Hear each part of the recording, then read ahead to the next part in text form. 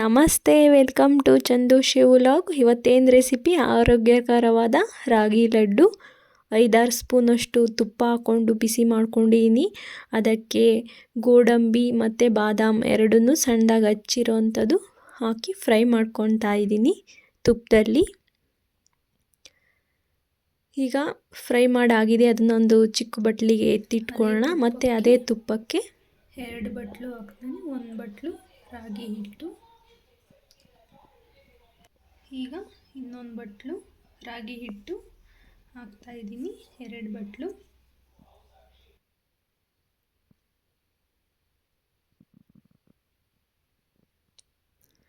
ಇದನ್ನು ಸಣ್ಣ ಉರಿನಲ್ಲೇ ಇಟ್ಕೊಂಡು ಚೆನ್ನಾಗಿ ಹುರಿದ್ಕೊಳ್ಬೇಕು. ಹಿಟ್ಟನ್ನು ಹಸಿ ಸ್ಮೆಲ್ ಹೋಗುವವರೆಗೂ ಹುರಿಬೇಕು. ಮತ್ತು ಘಮ ಘಮ ಅಂತ ಸ್ಮೆಲ್ ಬರ್ತಾ ಇರುತ್ತೆ, ಅಲ್ಲಿವರೆಗೂ ಚೆನ್ನಾಗಿ ಹುರ್ಕೊಬೇಕು.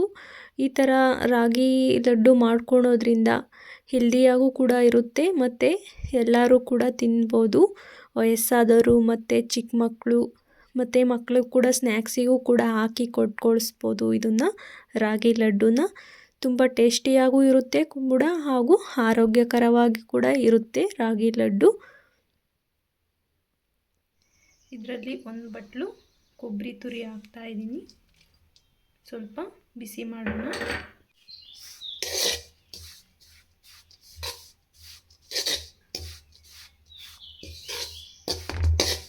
ನೋಡಿ, ಕಲರ್ ಕೂಡ ಚೇಂಜ್ ಆಗುತ್ತೆ ಹಿಟ್ಟನ್ನು ಹುರಿದಾದ್ಮೇಲೆ.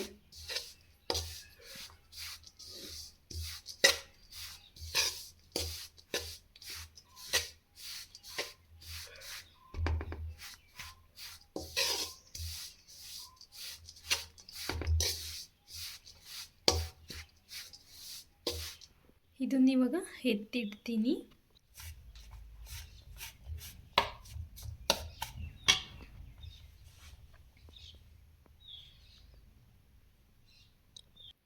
ನಾನು 1 ಬಟ್ಲು ಬೆಲ್ಲ ಪುಡಿ ಮಾಡ್ಕೊಂಡಿರೋದು, ಅರ್ಧ ಬಟ್ಲು ನೀರು ಹಾಕಿ ಬೆಲ್ಲನ ಕರಗಿಸ್ಕೊಳ್ತಾ ಇದ್ದೀನಿ. ಇದೇನು ಪಾಕ ಬೇಕು, ಇದನ್ನು ಪಾಕ ಮಾಡ್ಕೊಬೇಕು ಅಂತ ಏನಿಲ್ಲ.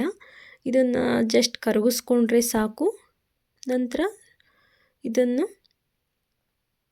ಸೋಸ್ಕೊಂಡು ಹಾಕೊಳ್ಳೋಣ ಬೆಲ್ಲನ. ನೋಡಿ, ಇವಾಗ ಬೆಲ್ಲನೂ ಕೂಡ ಕರಗಿದೆ. ಅದನ್ನು ಸೋಸಿಟ್ಕೊಂಡಿದ್ದೀನಿ ಬೆಲ್ಲನ. ಮತ್ತು ಬೆಲ್ಲದ ಪಾಕ ಮತ್ತು ಗೋಡಂಬಿ ದ್ರಾಕ್ಷಿ ಫ್ರೈ ಮಾಡಿ ಇಟ್ಕೊಂಡಿದ್ವಲ್ಲ, ಅದನ್ನು ಇದಕ್ಕೆ ಮಿಕ್ಸ್ ಮಾಡ್ಕೊಳ್ಳೋಣ. ಇದನ್ನು ಏನು ಜಾಸ್ತಿ ಟೈಮಿಂಗ್ಸ್ ಏನು ಬೇಕಾಗಲ್ಲ ರಾಗಿ ಲಡ್ಡು ಮಾಡೋದಕ್ಕೆ. ನೋಡಿ, ಮಿಕ್ಸ್ ಮಾಡಿಕೊಂಡು ಇದಕ್ಕೆ ಬೆಲ್ಲದ ಪಾಕನ ಹಾಕ್ಕೊಬೇಕು. ಸ್ವಲ್ಪ ಸ್ವಲ್ಪನೇ ಹಾಕ್ಕೊಬೇಕು.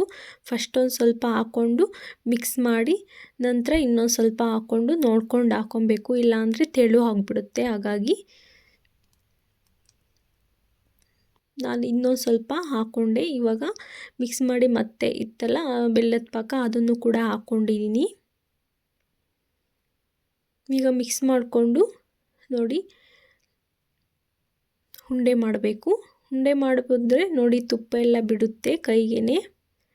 ಚೆನ್ನಾಗಿ ಕೂಡ ಇರುತ್ತೆ, ಹೆಲ್ದಿ ಕೂಡ ಹೌದು. ಸ್ವಲ್ಪ ಬಿಸಿ ಪಾಕ ಇರೋದ್ರಿಂದ ಸ್ವಲ್ಪ ತಣ್ಣಗಾದ್ಮೇಲೆ ಕಲಸಿ ಕೈಯಲ್ಲಿ, ಆನಂತರ ಉಂಡೆ ಮಾಡ್ಕೊಬೇಕು.